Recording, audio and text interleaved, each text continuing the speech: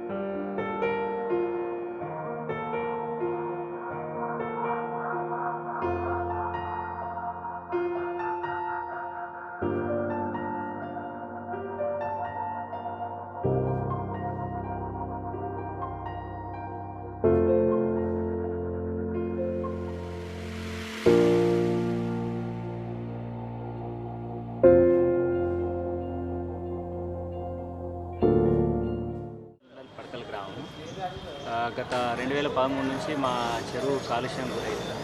వరదలు వచ్చినప్పుడే ఎక్కువగా ఈ కాలుష్యం అనేది అయి ఆకుపచ్చగా నీళ్ళు మారుతుంది. కారణం ఏంటి అని మేము చాలాసార్లు పొల్యూషన్ బోర్డు కూడా అడగడం జరిగింది. వాళ్ళు వచ్చి షాంపులు తీసుకున్నారు. 2016లో 2018లో షాంపులు తీసుకున్నారు. అయినా కూడా దాని యొక్క రిపోర్ట్ సారాంశం ఏమైందనేది ఇంతవరకు కూడా పడకల ప్రజలకు తెలపలేదు. మేము కలెక్టరేట్లో ఇప్పుడు ప్రజావాణిలో ఫిర్యాదు చేయడానికి వచ్చినాం.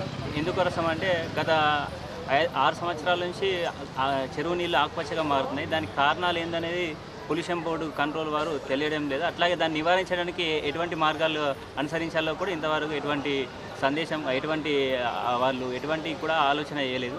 దీనికి స్పందించి వాళ్ళు ఖచ్చితంగా పొల్యూషన్ కంట్రోల్ బోర్డు వాళ్ళు మా చెరువును పరిశీలించి శాంపుల్స్ సేకరించి రిపోర్టు సారాంశం ఏంది, దాని యొక్క నివారణ చర్యలు ఏంది మాకు తెలిపితే బాగుంటుందని మా ఆశ.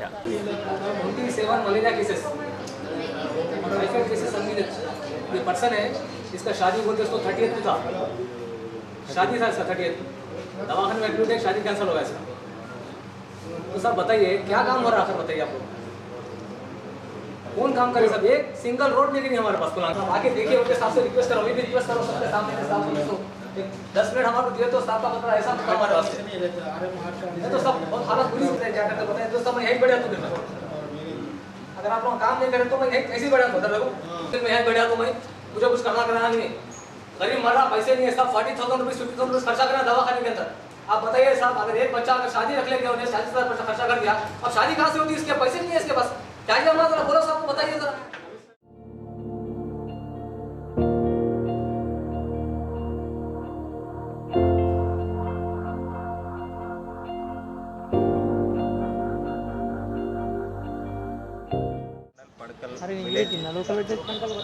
మడకల్ గ్రామంలో పెద్ద చెరువు కలుషితమై గ్రీనరీగా మారుతున్నాయి వాటర్. దాని గురించి ఇంతవరకు పట్టించుకునేవారే లేరు. కాబట్టి పై అధికారులు దీని గురించి ప్రతి ఒక్కరు పట్టించుకోవాలని.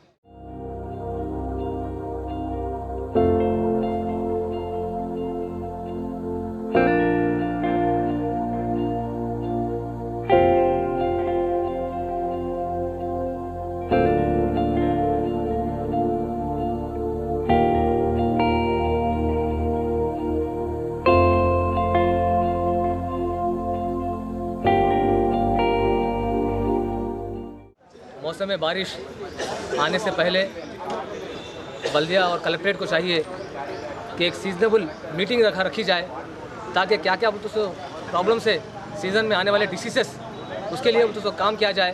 और सबसे पहले मच्छर कुशाई के लिए fogging spray, anti larva spraying ये होना चाहिए, लेकिन ऐसा नहीं हुआ। नहीं होने मैं कलेक्टर साहब से रिप्रेजेंटेशन भी किया कि फ़ौरन मीटिंग लगा के सब इसको काम करो, लेकिन वो मीटिंग लेट हुई। और फुलांग का खस्ता हालत है। फुलांग के अंदर एक रोड नहीं बनी गई, सही ड्रेनेज नहीं है, सही सैनिटेशन नहीं है, और म्यूनसिपल कॉरपोरेशन के जवान कोई काम करने वाले सही नहीं। आज इसी हंसना में कलेक्टर साहब से मैं मुलाकात किया, एक कलेक्टर साहब को रिप्रेजेंटेशन दिया, कमिश्नर साहब से मुलाकात करके बात किया और एहतजाज भी किया चैम्बर के अंदर बैठ के कि वो तो फ़ौरन कमिश्नर साहब वहाँ का दौरा करे, कलेक्टर साहब दौरा करे और हालत हाजरा को देखे कि डेंगू के 5 से 6 केसेस डेंगू के केसेस हुए, 25 से ज़्यादा मलेरिया केसेस हुए, टाइफाइड के कई केसेस हैं वहाँ पर, और कोई पुरसाने हाल नहीं है। अगर कलेक्टर साहब वहाँ पर आके देखेंगे तो पता चलेगा मैनकाइंड ह्यूमैनिटी के खातिर, इंसानियत के वास्ते, क्योंकि कलेक्टर साहब एक इंचार्ज है, निज़ामाबाद के इंचार्ज है कलेक्टर साहब। और कमिश्नर साहब यहाँ पर आके देखेंगे एक नौजवान जिसकी शादी वो तो 30 तारीख को थी, वो नौजवान दवाखाने में भर्ती होने की वजह से, ये बच्चा जो दवाखाने में भर्ती हो जाने की वजह से उसकी शादी कैंसिल हो गई। ऐसे हालात है, छोटे मासूम बच्चे बीमारियों से परेशान हाल है। लिहाजा कलेक्टर साहब और कमिश्नर साहब को मैं लेटर दिया कि आप फ़ौरन आके वो तो फुलांग का मुआयना करें। वहाँ पर कोई सीसी रोड नहीं डाली गई, कोई बीटी रोड नहीं है। 6 साल के करीब हो गया लेकिन कोई काम हो रहा नहीं वहाँ पर। या आखिर क्या है, ये इंसानियत का काम हो रहा नहीं हो रहा। तो मेरी गुजारिश है कलेक्टर साहब से, आपके पास आया हूँ, आपके सामने वो तो मीडिया के सामने मैं आवाज़ लगा के कह रहा हूँ कि जैसा कि इंसानियत का काम हो, एरिया में डेवलपमेंट हो, वो कोई डेवलपमेंट नहीं हुआ है। मैं गुजारिश कर रहा हूँ कलेक्टर साहब से कि फ़ौरन हम तो दौरा करें फुलांग का, और कमिश्नर साहब के अलावा जो भी अहदेदार है वहाँ पर दौरा करके प्लेस को देखे और जस्टिस करे और ये बच्चे के साथ इंसाफ करे, क्योंकि इसके पास कोई पैसा नहीं है दवा खाने शादी के लिए, और माली इमदाद भी इसकी करे। शुक्रिया, खुदा हाफिज़, जय जवान। 50 మైగ్రెంట్స్ ఉన్న మున్సిపాలిటీ వాళ్ళందరూ దాడులు చేస్తున్నారు. కలెక్టర్ని కలవడానికి వచ్చాము. 50 మైగ్రెంట్స్ ఉంటే పర్మిషన్ ఇచ్చిండు, వాడుకోవచ్చు, ఎవరికి ఎలాంటి ఇబ్బంది లేదు. 50 మైగ్రెంట్ ఉన్నా వాడుకోవచ్చు అని చెప్పేశాడు సార్. లోపల ఉన్న దానికి మాత్రం ప్రాబ్లం, ఫైన్ వేస్తాడు. గత వారం రోజుల నుంచి మున్సిపల్ సిబ్బందులు అందరూ దాడి చేస్తున్నారు. గవర్నమెంట్ అప్రూవ్ కవర్ 51 మైక్రోన్ ఉన్న దాడులు చేస్తున్నారు. దాని దృష్టికి తీసుకురావడానికి కలెక్టర్ దగ్గరికి వచ్చాము, దృష్టికి తీసుకెళ్ళాము. సార్ మాకు 51 మైక్రోన్ అమ్ముకోమని చెప్పాడు, పర్మిషన్ ఇచ్చాడు. 51 లోపు ఏది ఉన్నా కానీ అధికారులు దాడి చేస్తారు. అధికారులు దాడి చేసి 51 మైక్రోన్ వాళ్ళకు పట్టుకుంటారు. మీ పేరేం పేరే? శేఖర్.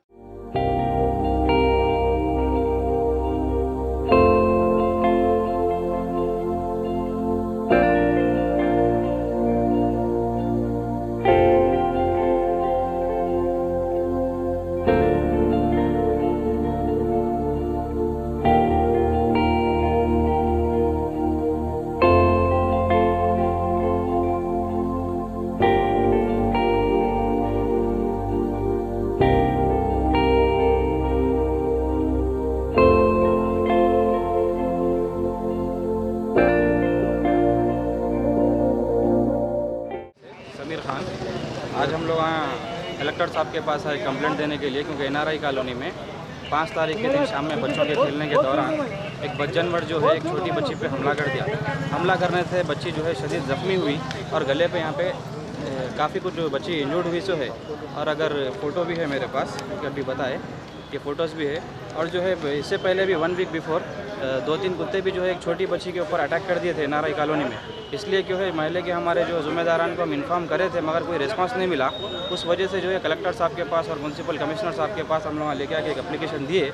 छोटे छोटे बच्चों के ऊपर जो है ऐसा बदजनवर का, कुत्तों का वगैरह जानलेवा हमला हो रहा, आगे भी भारी नुकसान हो सकता। और डेंगू के क्लीन नीटनेस नहीं रहने की वजह से, साफ़ सफाई नहीं है हमारे एरिया में, रोड्स नहीं है, ड्राइनेज सिस्टम नहीं है, वो एरिया में पूरा एक बैकवर्ड में है वो एरिया, वहाँ पे डेवलपमेंट नहीं है। हम ऑलरेडी इससे पहले भी इन्फॉर्म करें और अभी भी आके एप्लीकेशन दे रहे हैं कि वहाँ पे साफ़ सफाई में म्यूनसिपल कमिश्नर साहब से भी हमारी गुजारिश है कि वहाँ पे साफ़ सफाई पे ज़्यादा तवज्जो दे और ये बद जानवरों का, कुत्तों का, ये जो भी है आप इमीडिएट जो है इसके ऊपर एक्शन ले, नहीं तो बच्चों को भारी नुकसान हो सकता है इससे। और कॉलोनी में डेंगू का भी बहुत प्रॉब्लम है। तकरीबन बच्चे ये कुछ दिनों में तकरीबन बच्चों को जो है डेंगू का प्रॉब्लम आया हमारे एरिया में। उस वजह से भी हम लोग यहाँ पे इन्फॉर्म कर रहे हैं और हमारी गुजारिश है कि आप जो है इमीडिएट एक्शन ले और हमारे जो भी मसले मसाइल है NRI कॉलोनी सनत नगर के डिवीज़न 60 के आप हल करें। కుర్నాపల్లి గ్రామంలో నా పేరు మహేష్ గౌడ్, ఉప సర్పంచ్. 6,94,000 చెక్కులపైన సంతకం పెట్టడం జరిగింది. గ్రామ పంచాయతీ అక్టోబర్ 2 నాడు గ్రామ సభలో చెప్తానని రికార్డు ఊపెడతానని అన్నాడు. కానీ అక్కడ కార్యదర్శి శ్రీదేవి గారికి మేము అడిగాము, రికార్డులో క్యాష్ బుక్ చూపెట్టండి అని అన్నాము. కానీ మాకు ఎటువంటి ఛార్జ్ ఇవ్వలేదని మాకు శ్రీదేవి గారు మాకు చెప్పడం జరిగింది. దీనిపైన మాకు క్యాష్ బుక్ రికార్డులు చూపెట్టాలని కోరుకుంటున్నాము. సర్పంచ్ పైన చర్య తీసుకోండి.